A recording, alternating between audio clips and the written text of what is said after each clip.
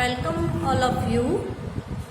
हमारा आज का नया टॉपिक, आज का हमारा टॉपिक है मगध साम्राज्य। ठीक है, हम लोगों ने 16 महाजनपद पढ़े थे। उन 16 महाजनपदों में से जो सबसे शक्तिशाली जनपद था, जो एक राज्य के रूप में उभर कर सामने आया, वो था मगध साम्राज्य। ठीक है, आज हम इसी मगध साम्राज्य के बारे में पढ़ेंगे कि इसका उदय कैसे हुआ। ठीक, तो देखो आर के मुखर्जी के कुछ शब्द हैं, वो इस तरह हैं कि अंग जनपद की विजय और काशी की प्राप्ति। काशी भी एक जनपद था। अंग जनपद की विजय, अंग को मगध ने जीत लिया था, अंग की विजय और काशी को भी प्राप्त कर लिया था। काशी की प्राप्ति से मगध राज्य का ऐसा विस्तार हुआ जिसने समस्त भारत को अपनी छत्र छाया में ले लिया। मतलब पूरा भारत जो था वो उसी एक मगध की छतरी के नीचे आता था। संपूर्ण भारत को एक छत्र छाया में ले लिया। ये आर के मुखर्जी, डॉक्टर आर के मुखर्जी के शब्द हैं। तो आइए हम इसी मगध साम्राज्य के बारे में पढ़ते हैं। तो देखो, मगध साम्राज्य का था, मैंने अभी आपको बताया, 16 महाजनपदों में से एक था। ठीक है, पहले ये जनपद क्या था? काशी के अधीन था, काशी जनपद के अधीन था। फिर इसने क्या किया? अपने आप को काशी से मुक्त करवाया। मुक्त करवाने के बाद इसकी स्थिति में ऐसा बदलाव आया कि इसने संपूर्ण भारत या संपूर्ण जनपदों पर अपना अधिकार कर लिया। तो हम इसी मगध साम्राज्य के बारे में पढ़ेंगे।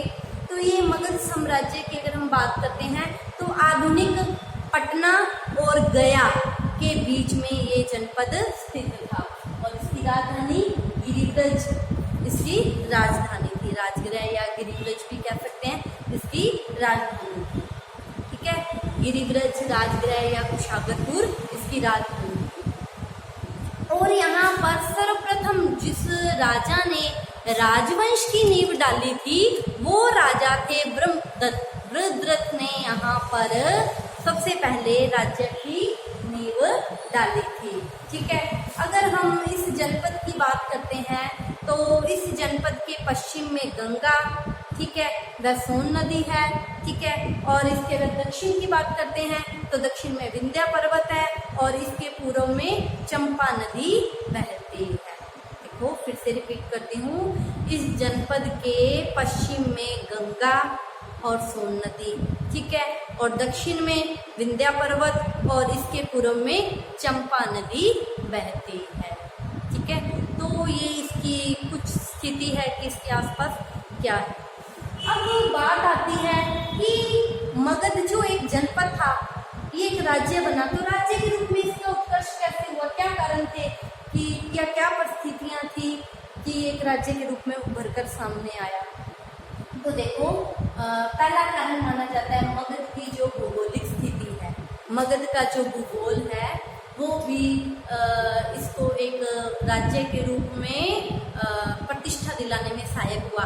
कैसे? देखो, मगध की जो राजधानी है, राजगृह, गिरिब्रज, जो भी मैंने आपको बताई है, राजगृह, ये क्या है? 5 पहाड़ियों से घिरी हुई है। इसके चारों ओर क्या पहाड़ियां हैं? बड़ी बड़ी पहाड़ियां हैं। ठीक है, अब शत्रु क्या है? इन पहाड़ियों को पार करके आए हैं। आधी सेना तो क्या इन पहाड़ियों को पार करते करते रास्ते में लुढ़क जाती थी, आधी जो थकी हुई पहुंचेगी उसको मगध की सेना क्या हरा देगी। ठीक है, तो शत्रु क्या है? आने का प्रयास ही नहीं करता था।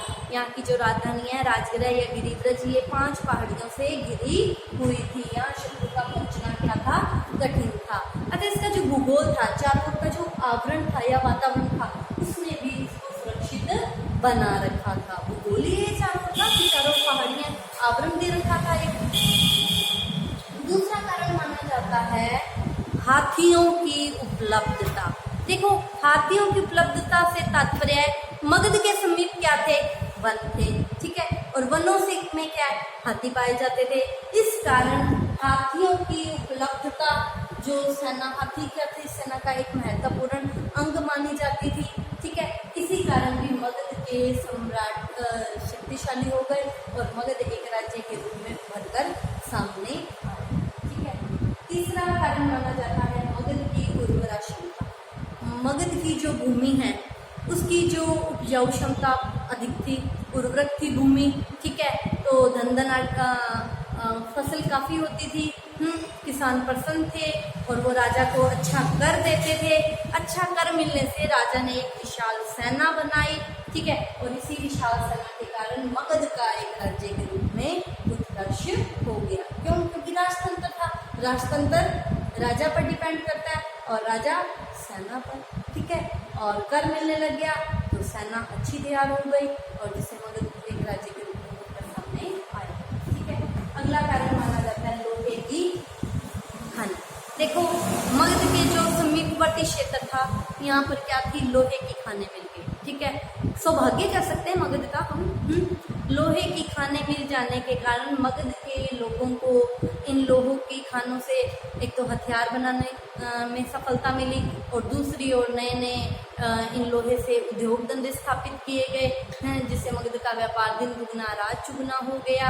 आर्थिक स्थिति अच्छी हो गई और हथियार भी बनने लग गए, जिससे मगध साम्राज्य एक राज्य के रूप में उभरकर सामने आया, ठीक है। अगला कारण माना जाता है योग्य मंत्री। देखो, मगध के जितने भी मंत्री हुए हैं योग्य, मेहनती और प्रतिभाशाली थे, जिसके कारण भी मगध का एक राज्य के रूप में उत्कर्ष हुआ। जैसे कि मैंने आप लोगों को बताया है कि अजातशत्रु का जो मंत्री था, अजातशत्रु मगध के राजा थे। अजातशत्रु का जो मंत्री था वस्कर, उसी ने तो वज्जी संघ में फूट डाली थी और उसी की वज्जी संघ में फूट डालने के कारण ही मगध का वज्जी संघ या वैशाली पर अधिकार हुआ था, ठीक है। तो यहाँ के मंत्री क्या थे, योग्य थे, प्रतिभाशाली थे, उनमें शत्रु को साम दाम दंड भेद किसी भी तरीके से पराजित करने की क्षमता थी, ठीक है। अगला कारण माना जाता है शक्तिशाली सम्राट। देखो, राज्य का उत्कर्ष बहुत कुछ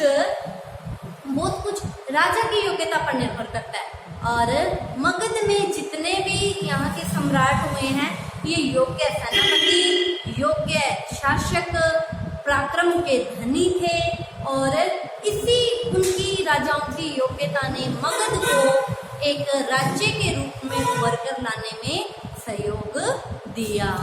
तो ये कुछ कारण माने गए थे मगध साम्राज्य के उत्कर्ष के।